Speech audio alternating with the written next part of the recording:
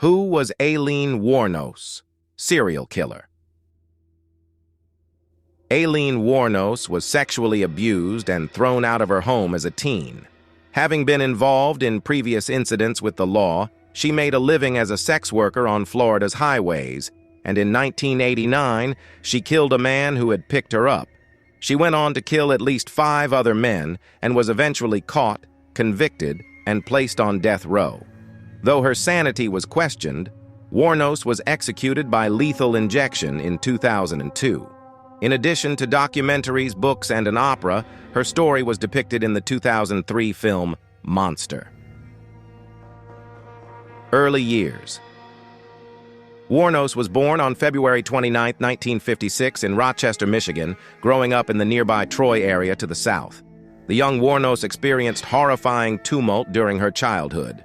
Her father killed himself while serving prison time for child molestation, while her mother abandoned Wuornos and her older brother Keith, leaving them to be raised by their grandparents.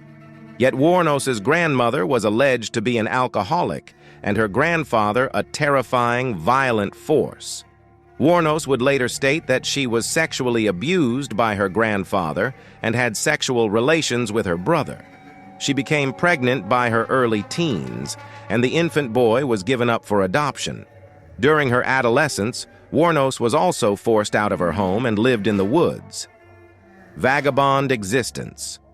Having previously been a ward of the state, Wuornos subsisted on a vagabond existence as an adult, hitchhiking and engaging in sex work to survive.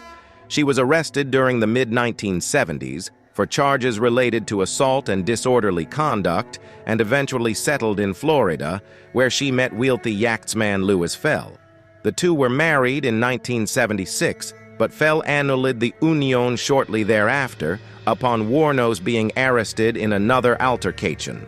A decade later, having been involved in numerous additional crimes, Wuornos met 24-year-old Tyria Moore in Daytona, Florida, and the two embarked on a romantic relationship. Series of murders. It would later be revealed that from late 1989 into the fall of 1990, Wuornos had murdered at least 6 men along Florida highways. In mid-December 1989, the body of Richard Mallory was found in a junkyard, with 5 more men's bodies to be discovered over subsequent months. Authorities were eventually able to track down Wuornos, who had used various aliases, and more from fingerprints and palm prints left in the crashed vehicle of another missing man, Peter Seams. Wuornos was arrested in a bar in Port Orange, Florida, while police tracked down Moore in Pennsylvania. To avoid prosecution, Moore made a deal, and in mid-January 1991, she elicited a phone confession from Wuornos, who took full and sole responsibility for the murders. Trial and execution. A media frenzy ensued over the case, due in part to the lurid nature of the crimes. During the trial, Wuornos asserted that she had been raped and assaulted by Mallory and had killed him in self-defense. Though not revealed in court, Mallory had previously served a decade-long prison sentence for sexual assault. She stated that her killing of the 5 other men had been in self-defense as well, though she would later retract these statements. On January 27, 1992, a jury found Wuornos guilty of first-degree murder for the Mallory case, and she received the death penalty. Over the ensuing months, Wuornos pleaded guilty to the murders of the 5 other men whose murders she was charged with and received a death sentence for each plea. Outside of court, she later admitted to the killing of Seams, whose body was never recovered. Spending a decade on death row, Wuornos eventually opted to fire her appeals lawyers, who were working for a stay of execution. But a court-appointed attorney was concerned about comments made by Wuornos that suggested she was profoundly disconnected from reality. In 2002, Florida Governor Jeb Bush lifted a temporary stay of execution after 3 psychiatrists deemed her mentally competent to understand the death penalty and the reasons for its implementation. Wuornos was executed by lethal injection on the morning of October 9, 2002. Her reported last words were, "I'd just like to say I'm sailing with the Rock, and I'll be back like Independence Day with Jesus June 6. Like the movie, big mothership and all. I'll be back." Wuornos' remains were cremated and scattered by a tree in her hometown. How was Aileen Wuornos put to death? While in prison from 1993 to 2002, Wuornos' defense team worked to overturn her death sentences. They are repeatedly denied, according to the New York Times. In 2001, Wuornos fired her defense team, dropped all her appeals, and is scheduled to be put to death.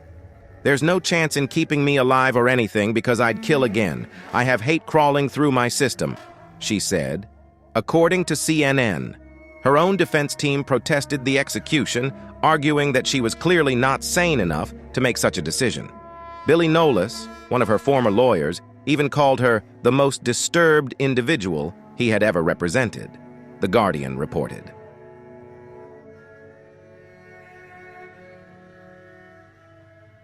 What were Aileen Wuornos' last words?